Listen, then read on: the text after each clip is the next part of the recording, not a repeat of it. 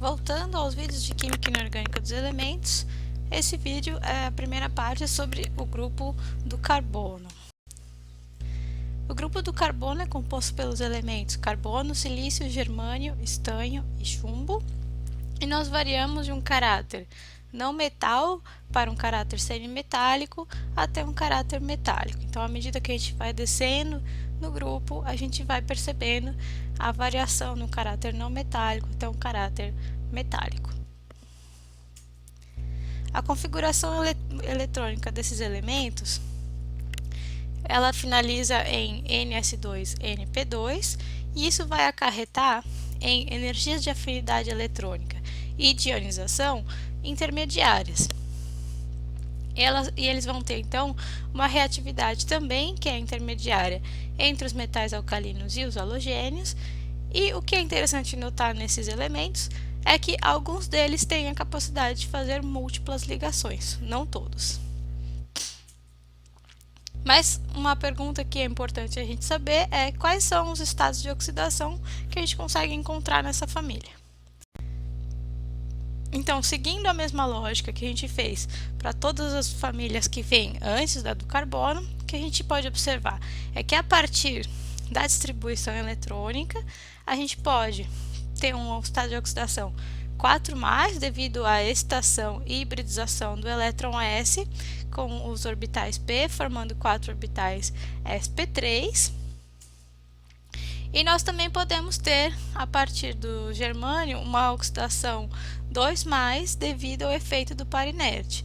Esse efeito do par inerte ocorre devido à presença de orbitais d e f nesses elementos. Então, o que a gente observa é que o carbono e o silício, eles têm preferencialmente o estado de oxidação 4+, sendo que o carbono é apenas encontrado no estado de oxidação 4+. O germânio e o estanho, eles têm a oxidação tanto 4+, quanto 2+, e já o chumbo, o estado de oxidação preferencial dele é 2+. O estado de oxidação 4+, ele nos acarreta num alto grau de ligação covalente. Como a gente já viu, quanto maior a carga e menor o átomo, mais covalente vai ser essa ligação. Então, o carbono é um átomo pequeno, com uma carga 4+, terá então um alto grau de covalência. Todos os elementos dessa família apresentam um elevado grau de covalência nos seus compostos. Algumas exceções são encontradas, como por exemplo os fluoretos de estanho e chumbo, tanto por oxidação 4+, quanto por oxidação 2+, e os óxidos de estanho e chumbo. Então, esses compostos eles apresentam um elevado grau iônico. Sendo que o único íon metálico que a gente consegue encontrar com uma significativa quantidade é o chumbo 2+. Então, a gente só pode considerar, de fato, um único íon metálico, chumbo 2+. E a gente vai observar essas características de covalência e de ionicidade nas propriedades ácidas ou básicas dos óxidos e dos hidróxidos dos compostos desses elementos. Ou seja, quanto maior o grau de covalência dos compostos, a gente vai observar então propriedades ácidas tanto dos óxidos quanto dos hidróxidos desses elementos, enquanto quando maior o grau iônico de ligação, mais básica vai ser a propriedade desses óxidos e dos hidróxidos desses elementos.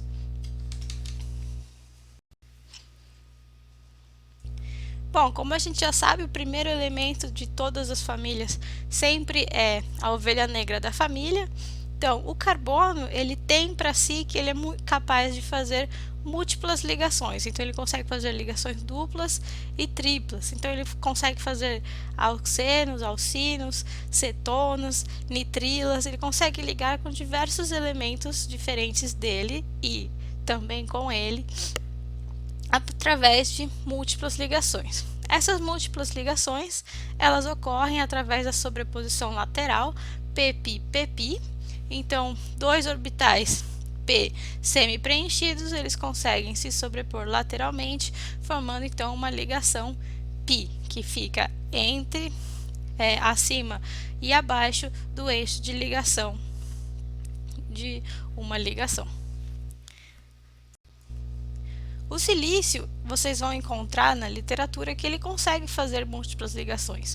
Entretanto, o tipo de ligação que ele faz é através de um orbital 3D vazio do silício com um orbital P cheio de um outro elemento, como por exemplo o oxigênio. Então, o silício ele faz múltiplas ligações através de sobreposições laterais entre os orbitais D e P, formando ligações do tipo dπ, pp.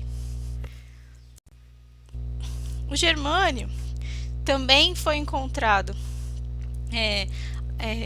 compostos que conseguem fazer ligações duplas com o germânio, como por exemplo esse que está descrito na Nature Chemistry de 2012.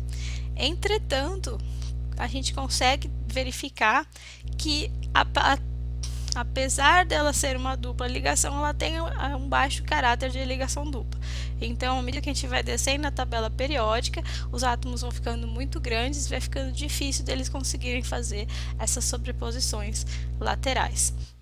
Esse baixo caráter de ligação dupla de uma germanona, que é o derivado como se fosse uma cetona, é devido à elevada eletronegatividade do oxigênio e a baixa eletronegatividade do germânio, então que acarreta com que o núcleo de oxigênio puxe demais a densidade eletrônica do germânio. Bom, então a gente vai falar mais sobre o carbono e alguns dos seus compostos.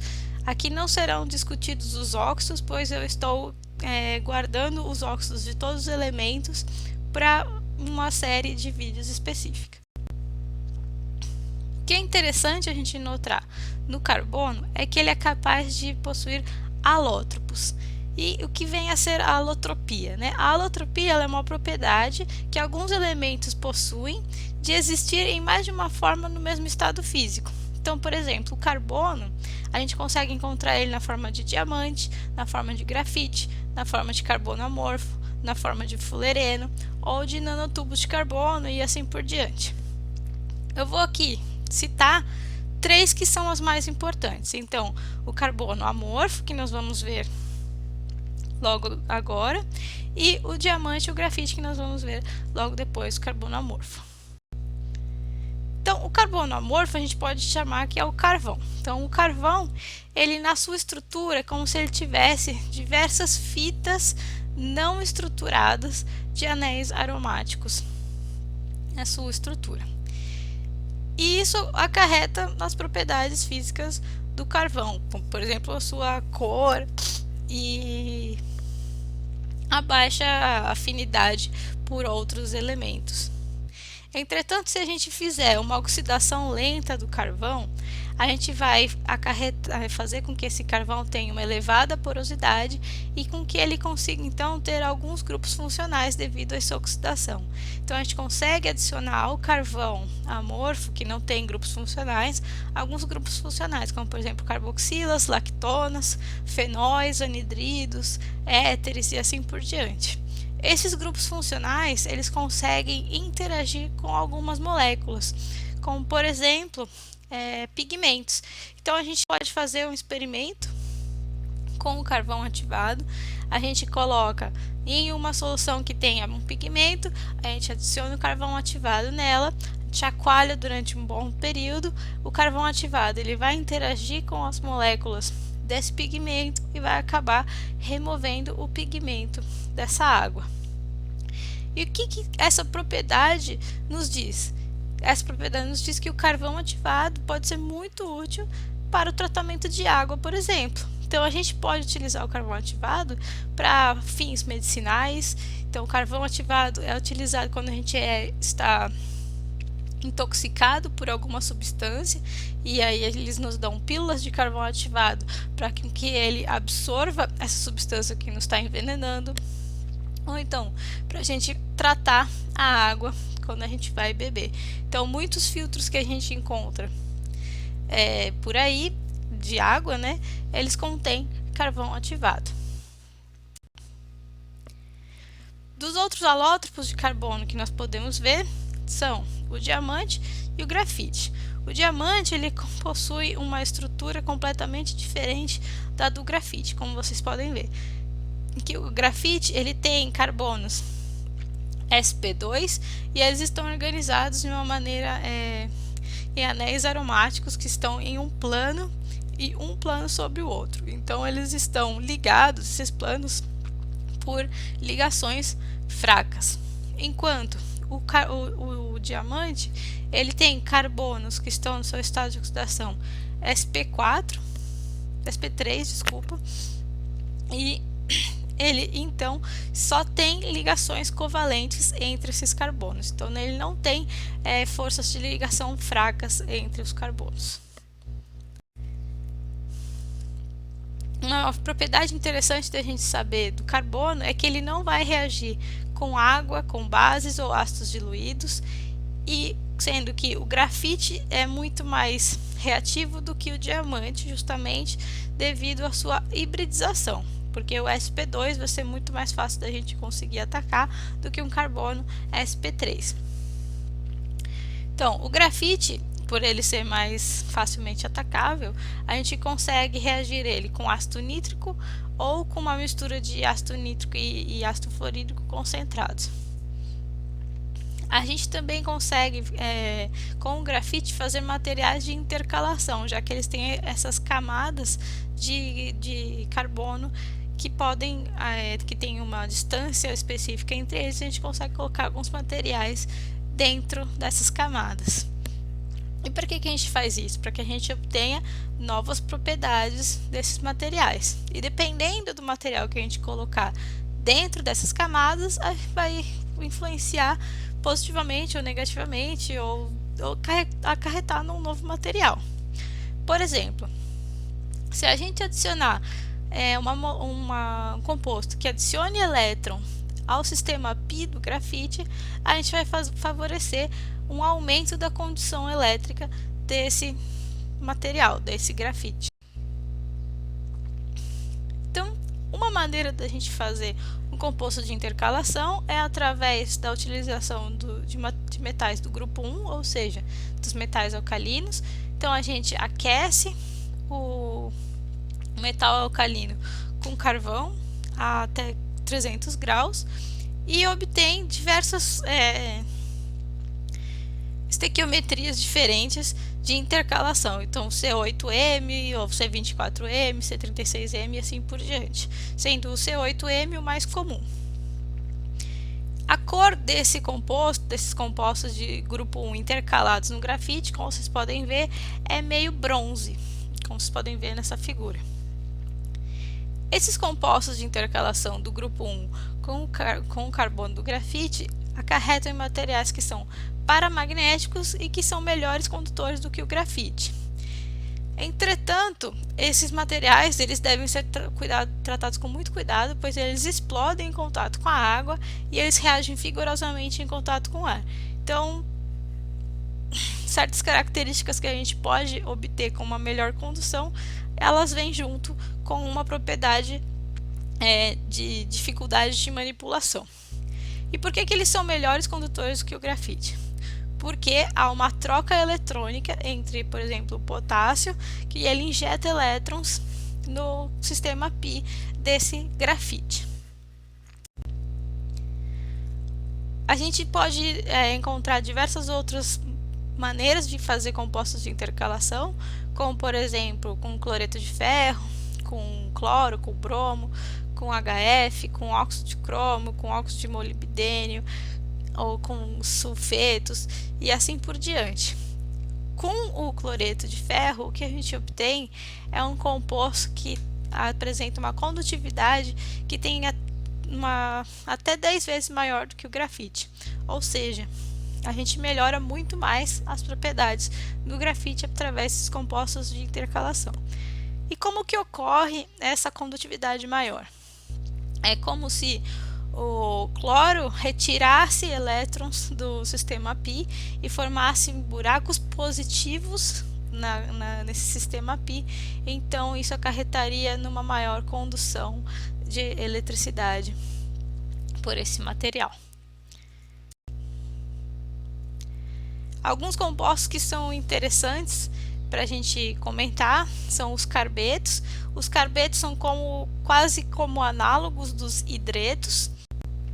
Então a gente faz carbetos com compostos de carbono juntamente com um elemento que seja menos eletronegativo do que o carbono. A gente tem 3 classes de carbetos, da mesma maneira que a gente possui 3 classes de hidretos. Então são os carbetos salinos, intersticiais e covalentes.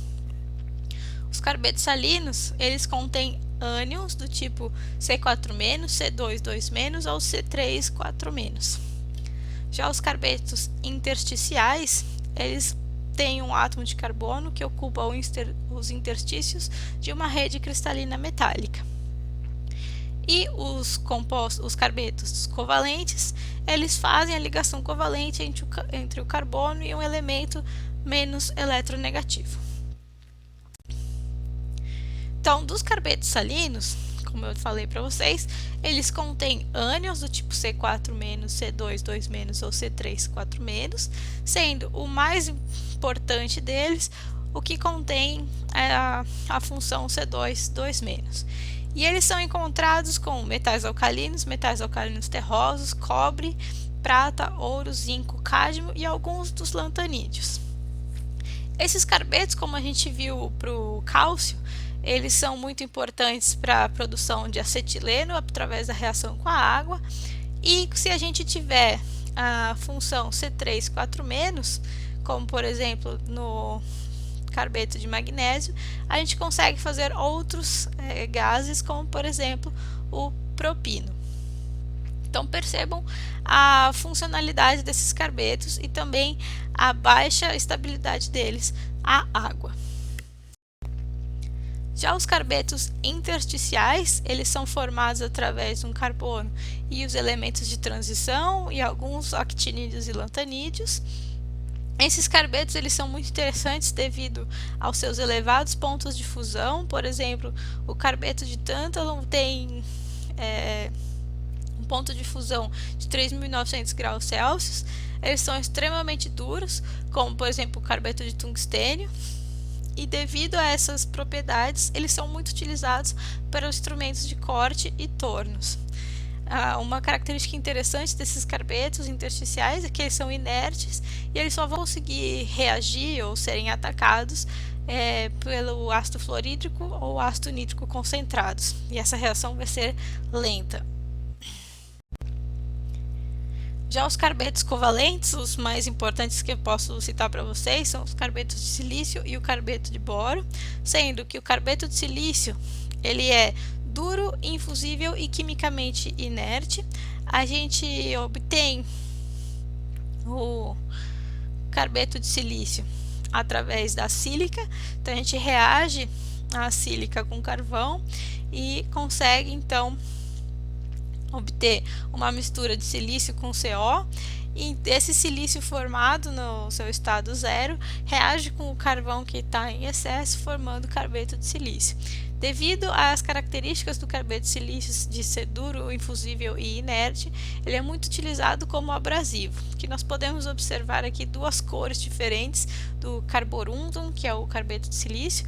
Então ele tem essa cor meio arroxeada quando ele está impuro, e quando ele é puro ele tem essa cor mais branca. O carbeto de silício, a gente diz que ele é quimicamente inerte, entretanto, a 100 graus Celsius, numa solução alcalina, ele acaba sendo hidrolisado. Então, não é tão quimicamente inerte assim. Bom, por hoje é só. O que nós vimos boas características do composto de carbono, e nos próximos vídeos que nós veremos algumas das características dos outros elementos. Nesse caso aqui nós estamos vendo uma barra de estanho sendo congelada.